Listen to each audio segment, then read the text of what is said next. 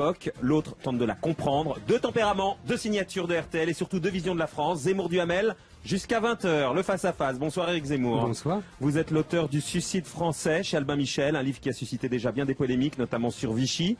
Oh, bonsoir Alain Duhamel. Bonsoir. Votre histoire personnelle de la 5e République est sortie chez Plomb. Alors vous allez donc débattre ce soir jusqu'à 20h et l'idée ce n'est pas d'être sur l'écume, de vous demander de vous justifier sur chacune des petites polémiques, mais que vous confrontiez vos visions de la France et on va commencer en vous demandant chacun en 30 secondes pile de la définir, votre idée de la France. Qui veut commencer Eric. Eric, allez. Mon Eric. idée de la France ou telle qu'elle est aujourd'hui? Votre idée de la France telle qu'elle est aujourd'hui, on va dire. C'est pas la même chose du tout. Alors, vous voulez... Ah non, mais c'est vrai, c'est pas du tout la même chose. Alors... Mon idée de la France, c'est une chose, et telle que je la vois aujourd'hui, c'en est une autre. Allez-y. Telle que je la vois aujourd'hui, elle est malheureuse, elle ne sait pas où elle habite, elle se sent trahie par ses élites. On lui a appris, comme dit Marcel Gauchet, à aimer tout ce qu'elle déteste et à détester tout ce qu'elle aime. En moins de 30 secondes, c'est bien déjà. Alain ? Pour moi, la France, c'est le plus vieil État-nation d'Europe, ce qui est à la fois son privilège et son handicap. C'est son handicap parce que du coup, les Français ont avec le pouvoir, l'autorité, la politique des relations passionnelles qui les rendent très difficiles à gouverner et à réformer. C'est en même temps sa chance parce qu'il y a une culture nationale ancienne qui existe, qui a une unité beaucoup plus grande que ce qu'on croit en général, et donc que la France est un pays qui trébuche, qui tombe et qui se relève toujours, comme ce sera le cas.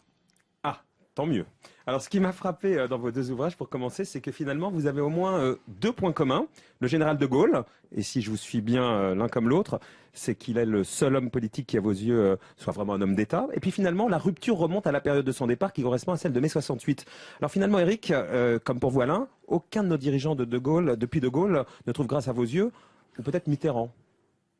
Non, enfin bon, je veux dire, le général de Gaulle, il est en dehors des catégories, parce que c'est pas simplement un homme d'État, c'est un personnage historique. Bon, on en a un, les bons siècles, voilà. les bons siècles. Exactement. Bon, donc évidemment, il est hors catégorie.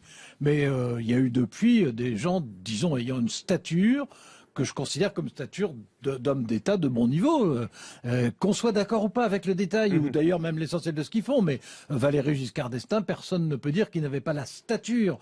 François Mitterrand, il avait l'autorité et le rayonnement. Et depuis Mitterrand ?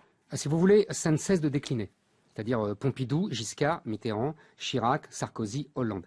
En fait, le général de Gaulle a laissé des institutions monarchiques. C'est-à-dire qu'il voulait un père de la nation, il voulait enfin gouverner la démocratie. Donc à partir de là, le problème c'est qu'on a une nouvelle génération, à partir de Chirac c'est le basculement, qui ne peut plus incarner la fonction. Et en plus, cette fonction est complètement sapée en son fondement par l'Europe et on y reviendra. On va évidemment y revenir, ça sera l'un de nos thèmes. J'espère bien.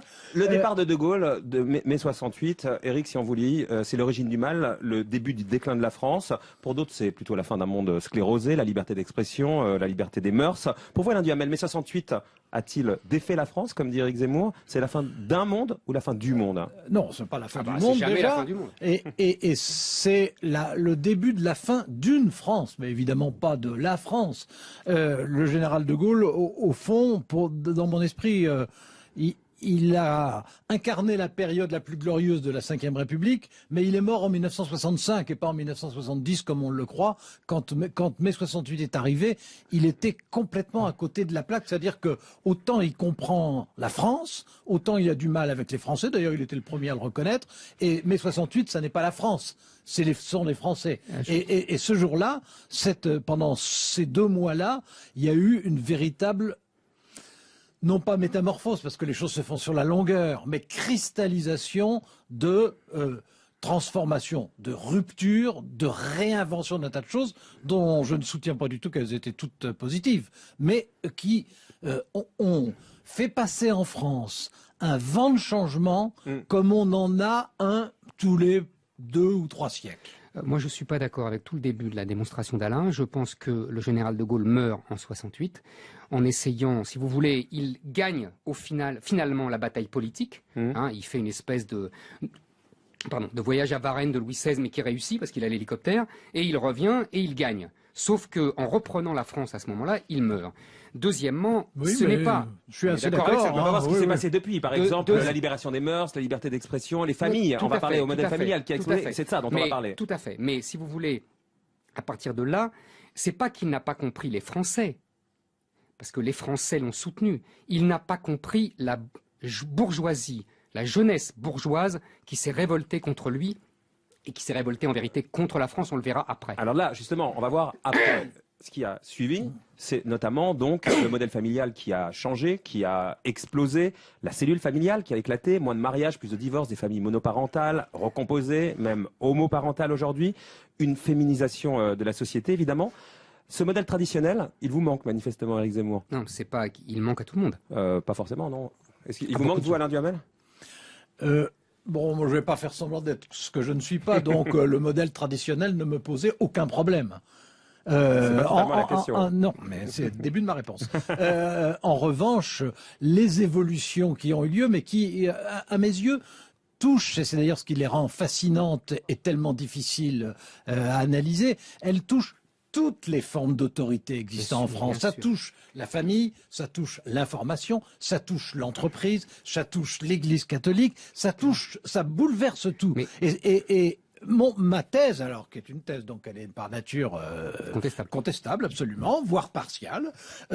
Ma thèse, c'est que le général de Gaulle, qui était le plus grand homme, mais le général de Gaulle, en 1968, s'est planté autant que Jacques Chirac en 2002. C'est-à-dire que, ayant gagné, comme Jacques Chirac en 2002, des élections législatives et présidentielle dans l'autre cas, mais de façon totalement massive, ayant la possibilité de tirer les leçons de l'événement, au lieu de les tirer, il s'est trompé de diagnostic et il s'est trompé de thérapie. On va revenir à la question, mais en quoi ça vous manque, ce modèle traditionnel, Éric Zemmour ? C'est pas que ça me manque, c'est que le modèle traditionnel est le modèle. Aujourd'hui, on se paye de mots. On appelle famille ce qui ne sont pas des familles. À partir du moment où on a détruit la famille patriarcale, la famille est morte. Il faut regarder en face les choses. J'étais très content de commencer ce livre en 70 parce qu'il y avait deux événements qui sont pour moi concomitants. La mort du général de Gaulle et la loi du 4 juin 1970 qui détruit la puissance paternelle. À partir de ce moment où il n'y a plus de père, il n'y a plus de famille. Il n'y a plus que des mères avec des enfants rois avec des mères qui sont donc les régentes. Ça s'appelle pas une famille, ça. Ça s'appelle revenir à l'origine des temps, quand il y a des milliers d'années, quand les hommes ne savaient même pas qu'ils étaient les procréateurs. Bon, alors moi, évidemment, je ne vois pas les choses de la même manière. C'est vrai que dans les années 70, les formes traditionnelles de la famille ont totalement explosé. Ça, c'est une évidence.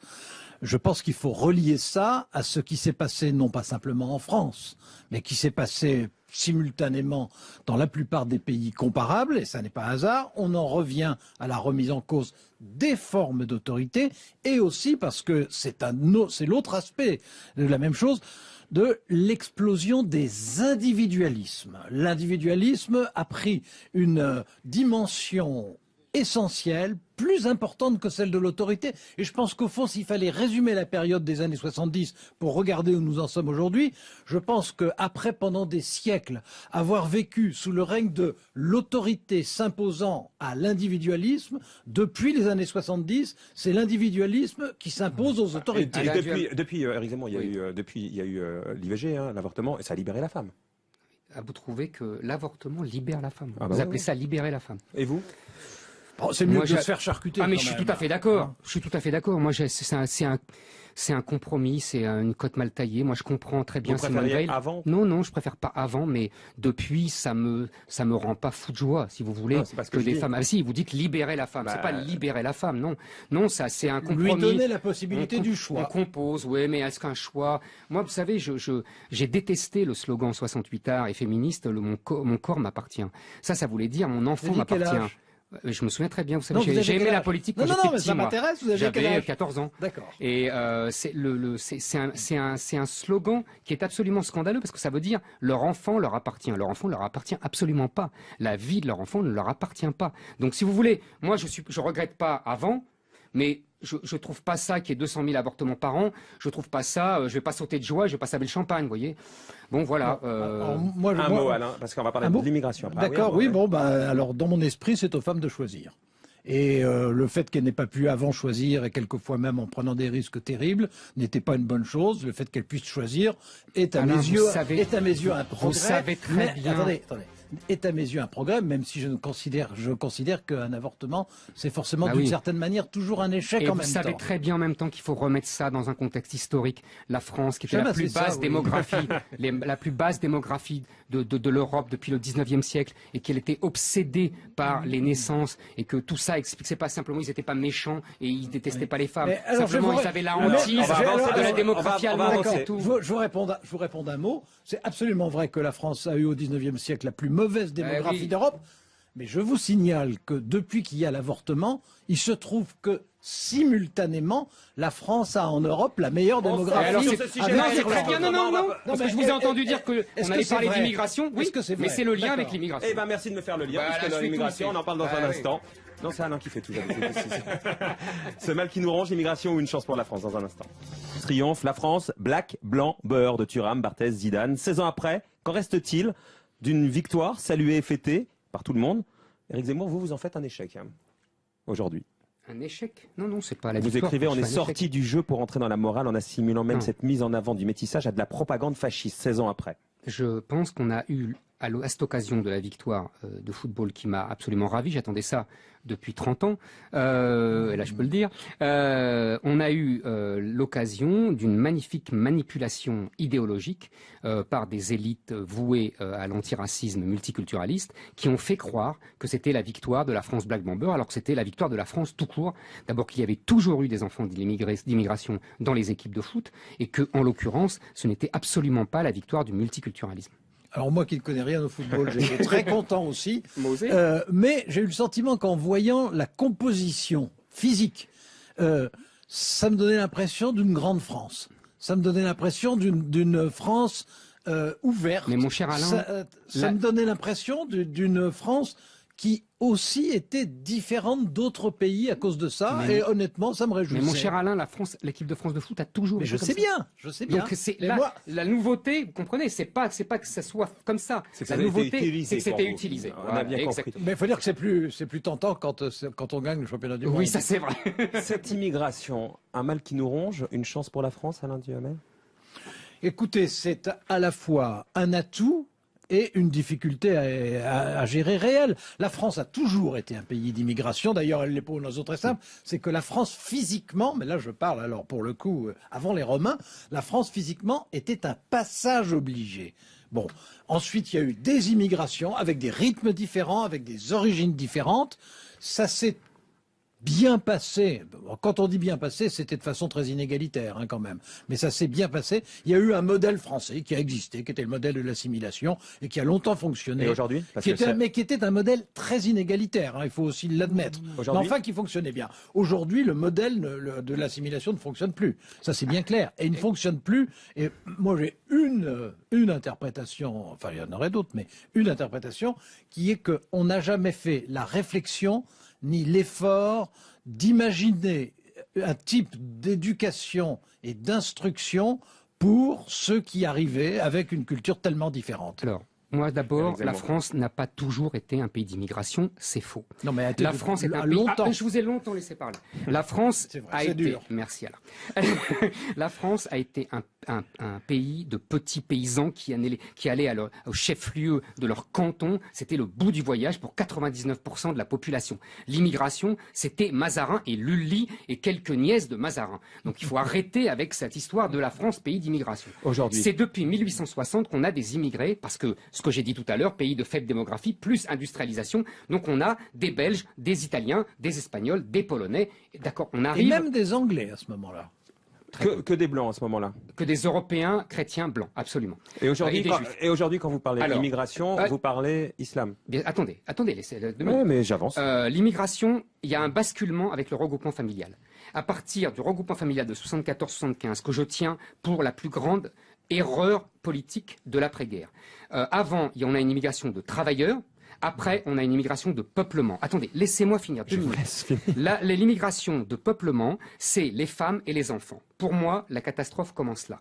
Et on fait venir des gens qui n'ont pas du tout de culture ni chrétienne ni gréco-romaine, qui sont de culture islamique, pour la plupart évidemment. C'est une énorme majorité, mais pas tout le monde. Et si vous voulez, quand on fait venir des familles, on a à partir de là des gens qui tiennent tellement à leur culture d'origine que c'est une identité pour eux, qui ne veulent pas s'intégrer. Et deuxièmement, on a des élites françaises qui, au même moment, les années 70, les années de la déconstruction, renoncent au modèle assimilationniste français. Vous savez, Malika Sorel, qui était membre du Haut Conseil à l'intégration, a écrit des choses très fines sur l'intégration. L'intégration, qu'est-ce que c'est? Elle dit, c'est changer d'arbre généalogique. On passe de l'arbre généalogique d'où on vient et on va à l'arbre généalogique français.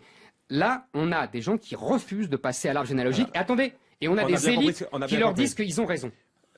Bon, alors là, c'est un point central. Oui, bien sûr, et très intéressant et difficile. Je reviens d'un mot, historiquement.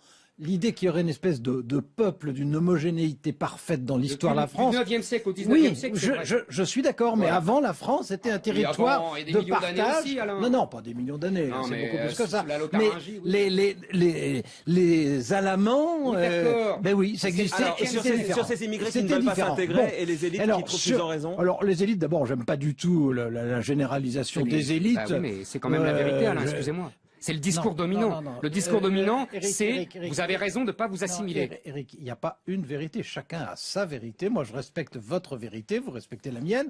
Et il n'y a pas à dire qu'il y a une vérité. Il y a des vérités. Votre vérité, alors, Alain. moi, ma vérité, c'est que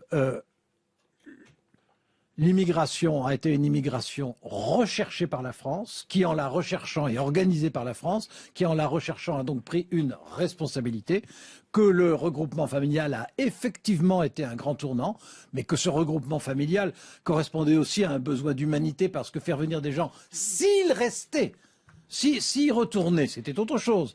Mais il est évident que ça a été un grand tournant. Et je répète ce que je disais, parce que moi, c'est ma conviction, à tort ou à raison, c'est que l'effort qui n'a pas été fait à ce moment-là et qu'on paie depuis, et qu'on n'a pas cherché à comprendre comment il fallait trouver, pour réussir l'intégration, des formes d'instruction, d'éducation, de scolarisation, de socialisation qui évidemment, aurait été un effort spécifique et qu'on n'a évidemment pas fait. Alain, ce n'est pas de l'humanitaire, c'est de l'humanitarisme. Je ne suis pas spécialement humanitariste. Si, c'est-à-dire que c'était une folie sous couvert d'humanitarisme. Un mot quand même, Éric Zemmour, pour dissiper tout malentendu. Islam, ça rime avec islamiste? Je vais vous répondre, c'est très simple. Tous les musulmans ne sont pas islamistes, mais tous les islamistes sont musulmans. C'est-à-dire qu'il y a dans le Coran des textes différents, variés. Il y a des textes pacifiques, qui ont pour la plupart été écrits à la Mecque, et il y a des textes très violents qui, pour la plupart, ont été écrits à Médine, ou l'inverse d'ailleurs. Excusez-moi, c'est plutôt l'inverse. Oui, c'est ce que je pensais. Pardonnez-moi.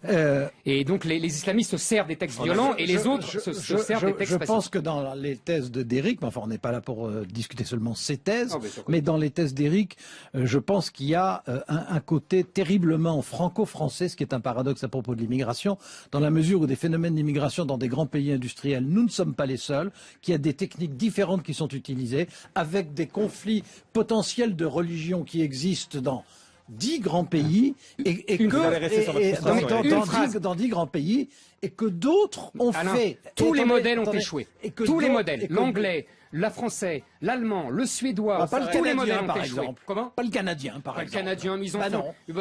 Oui, pas le c'est pas canadien. vrai, Allez, c'est pas vrai. Du Canada, on arrive en Europe, on y revient. L'Europe, comme disait le général. Le pro contre l'anti dans un instant. Aujourd'hui, bien sûr. Mais d'abord, je pense que dans la mondialisation, on a besoin d'être fort et qu'on n'est pas fort seul. En tout cas, c'est mon point de vue. Ensuite, et alors ça, c'est une thèse que j'ai depuis très longtemps. D'ailleurs, j'avais publié il y a des années un livre là-dessus. Je pense que l'Europe, c'est une chance d'influence exceptionnelle pour la France. Et une de mes grandes satisfactions dans ma carrière d'écrivain, ça a été après avoir expliqué comment l'Europe pouvait être le levier pour la France, d'avoir reçu une lettre de Maurice Cuve de Murville, qui à l'époque avait été quand même 11 ans le ministre des Affaires étrangères du général de Gaulle, pour me dire, vous avez tout compris, c'est notre chance dans l'avenir, il faut que l'Europe soit le levier de la France. Alors, que ce soit difficile aujourd'hui, j'en suis totalement d'accord pour beaucoup de raisons, mais... On a bien compris, Alain. Non. Mais vous- non, vous pouvez pas avoir compris. Vous pouvez pas avoir compris. Si, on a bien compris que ça doit passer par là pour pouvoir s'en sortir. On ne peut pas s'en sortir seul. À condition que nous sachions, nous, jouer nos cartes en Europe, ce qui n'est pas le cas. Alors, Alain a fait référence à Maurice Cuve de Murville, le ministre du général de Gaulle. À l'époque, le général de Gaulle disait, je vais dans le sens d'Alain, l'Europe est le levier d'Archimède de la France. Absolument. C'est-à-dire qu'il disait que avec la puissance de l'Europe, la France pourrait pourrait faire des choses équivalentes, je vais y arriver, aux États-Unis et l'Union soviétique. À l'époque, c'était les deux grands, donc attention. Mais il oublie plusieurs choses. La première, c'est que c'était l'Europe des six, qui est un peu l'empire napoléonien, si vous voulez, géographiquement. Deuxièmement, l'Allemagne était divisée en deux. Troisièmement, il y avait une barrière douanière autour de l'Europe qui nous protégeait. Quatrièmement, nous avions une monnaie indépendante. Nous pouvions faire ce que nous voulions avec la politique monétaire. Nous n'avions pas Bruxelles et la BCE à Francfort qui décidaient pour nous. Aujourd'hui, c'est terminé tout ça. Aujourd'hui, en fait, quand Alain dit on peut être plus fort dans la mondialisation, oui, mais sauf qu'on n'est pas ensemble. L'Europe est devenue une ère de compétition sauvage où l'Allemagne a écrasé en vérité les autres, en partie par notre faute, c'est ce qu'il va dire, sauf qu'il y a des logiques, si vous voulez. Il y a, premièrement, une oligarchie européenne qui a pris le pouvoir, quand je dis européenne, y compris française évidemment, une oligarchie européenne qui a pris le pouvoir, qui a arraché le pouvoir aux souverainetés nationales et populaires. Séguin disait en 92, Maastricht 1992 sera l'anti-1789, il avait tout à fait raison.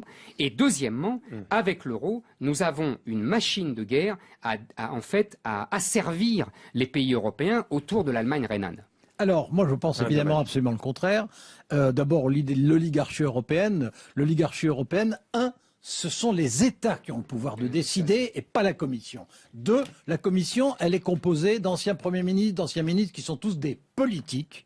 Et des politiques, en gros, quand même d'assez bon niveau. Mais bon, je laisse ça pour la dimension démocratique. Sur le fond, ça n'est pas l'Allemagne qui nous a dominés, c'est nous qui avons été faibles. C'est nous qui avons été désunis. Quand l'Allemagne s'est réunifiée, d'abord à l'époque tout le monde disait « Ah, elle va s'en aller de l'Europe », ce qui n'a absolument pas été sa tentation. Pas du tout sa tentation. Pas du tout sa tentation. Bon, elle domine l'Europe, pourquoi elle s'en va? À l'époque, elle était en grande difficulté parce que parce qu'elle a avalé la réunification. Parce que le coût de la réunification était très lourd. Et ben c'est le moment où il fallait s'affirmer. Sauf qu'aujourd'hui, est-ce qu'aujourd'hui, Alain Duhamel, on n'a quand même pas l'impression que l'Europe décide contre nous? Pas du tout. Pas du tout. Quels sont les pays européens, ceux qui sont dans l'Europe? Alors que ça soit que 28 soit pas. Mais non, attendez, je vais pas expliquer. Que 28 soit pas une très bonne idée, etc. Je suis complètement d'accord. Bon, les élargissements bâclés, c'est toujours une très mauvaise chose. Mais aujourd'hui, on a tout à fait les moyens de se faire entendre si on sait en prendre à la fois la volonté et l'autorité, ce qui n'est plus le cas depuis, en tout cas, la fin de Mitterrand. Alain, quand vous dites c'est les politiques qui désignent, c'est un rideau de fumée. Non. Mais si, aujourd'hui, on a une commission qui, depuis 20 ans, depuis Jacques Delors, depuis 30 ans, a établi des normes. C'est le règne du droit. Mais si, c'est pas du tout. La politique, c'est un théâtre d'ombre. Ils s'agitent, ils font semblant de défendre les intérêts nationaux. En vérité, derrière, c'est la BCE, c'est la Commission, ce sont la Cour européenne des droits de l'homme. On oublie toujours la Cour de justice européenne. C'est un vrai gouvernement des juges. Aujourd'hui, on parlait d'immigration tout à l'heure. Je lisais des sondages. Les Français voudraient la fin du regroupement familial, la suppression des allocations familiales pour les étrangers, la fermeture des frontières aux étrangers. Toutes ces mesures-là seraient interdites par le juge européen. Alors moi, je pense que on habille nos faiblesses par la force des autres. Il y a en Europe des pays qui aujourd'hui se portent bien parce qu'ils ont fait les réformes qu'il fallait au moment. Quel pays se porte bien à part l'Allemagne et encore la croissance s'arrête? Le nord de l'Europe se porte bien. Je vais dire quelque chose qui va vous horrifier parce que je sais que vous avez une dent contre les protestants. Je vous ai lu de près. Ah, je vous ai lu de près. Pas du tout. J'ai pas une dent contre les protestants. On en reviendra. On y reviendra non, une pas autre du fois. tout. Pas ici, en tout cas, parce qu'il y aurait 5 secondes. Bon, mais les pays protestants d'Europe se portent bien. Oui. Et les pays qui se portent bien sont les pays qui ont fait des réformes qui vont exactement à l'opposé de ce que vous développez dans votre livre, c'est-à-dire qui ont fait des réformes d'essence libérale. Et ça n'est pas un hasard si les pays qui aujourd'hui ont le plus de croissance, les États-Unis, la Grande-Bretagne d'un côté, et d'autre part le nord de Mais l'Europe vous par avez ailleurs. un culot d'acier, sont- Alain. Mais j'espère Les bien. États-Unis et l'Angleterre ont joué avec leur monnaie. Ils ont dévalué à mort et ils ont déversé des tonnes d'argent. C'est comme ça qu'ils se relèvent. Eh ben- C'est tout ce qui interdit votre Europe et Non, votre. Mais enfin, eh ben, si. pas du tout. Enfin. Pas du tout. La preuve est d'ailleurs que le dollar est en train et la livre sont en train de se Ah ben, revaloriser. évidemment, parce que maintenant ils ont la croissance. Attendez, c'est mon tour. Bah, Non, non, c'est oui. plus votre tour, c'est le C'est- mien. ah bah mais, non. mais vous avez 15 secondes si vous voulez ben, terminer. 15 secondes pour dire que la BCE, on peut discuter la Cour, la Commission, etc. La BCE fait du très bon travail. Elle réagit toujours à contre-temps. Non, non, et pas elle est du tout. soumise aux États-Unis. Mais Allez, non, mais cette non. fois-ci, c'est Bien vraiment sûr. mon tour. Je suis sûr que je vais pas vous mettre d'accord de toute façon. Alors, pour éviter le suicide, quelle solution? La réponse, donc, d'Alain Duhamel et d'Éric Zemmour. Alain Duhamel face à Éric Zemmour dans RTL Soir. RTL bouge. Zemmour et le président Zemmour, il ferait quoi s'il en avait le pouvoir? Il ferait, si vous voulez, je pense qu'il faut qu'on retrouve notre souveraineté politique, notre souveraineté économique. Je pense Donc on sort de l'euro, par on a exemple. bradé les deux. On sort de l'euro, on retrouve des frontières parce que je pense que l'immigration est un sujet majeur. Et on essaie de retrouver surtout un esprit, c'est-à-dire qu'on combat la déconstruction culturelle depuis 40 ans qui détruit tout et qui pense que tout doit être, que tout est artificiel. Voilà. Je crois beaucoup au combat culturel. C'est pour ça que vous avez vu dans mon livre, je parle beaucoup des films, des chansons. On a bien Voilà. vu ça. Vous répondez, vous proposez, Alain? Oui, je pense que sur le plan culturel, la France est nettement moins déconstruite qu'on ne le croit en général et qu'elle conserve une très forte originalité culturelle. Moi, c'est en tout cas comme ça que je vois les choses. Et de même qu'elle conserve une unité qui est bien plus importante que ce qu'on croit. mais On parle toujours clivage. En réalité, je pense que l'unité l'emporte. Donc, bon, c'est comme ça que je sens les choses. Ouais. Sur le fond, je pense que Éric réagit devant cette crise qui est une crise terrible. Et Éric réagit par regret au moment où moi j'ai envie de réagir par réforme. Je pense que la France a peur des réformes, que ses dirigeants ont l'énorme responsabilité depuis, alors pour le coup, je dirais, depuis la fin des années 80, ont comme énorme responsabilité. Première réforme que vous faites, Oui. président Duhamel? Ah bah écoutez, La première.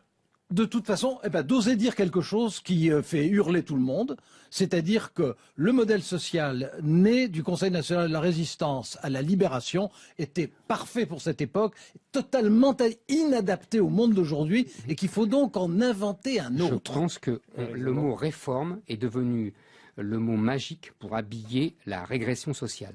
Et je pense qu'on ne peut pas le faire avaler aux Français sans d'abord que les politiques retrouvent une légitimité qu'ils n'ont plus, qu'ils ont perdue, et que votre Europe a en particulier sapé en dehors de leur incompétence, je vous l'accorde volontiers.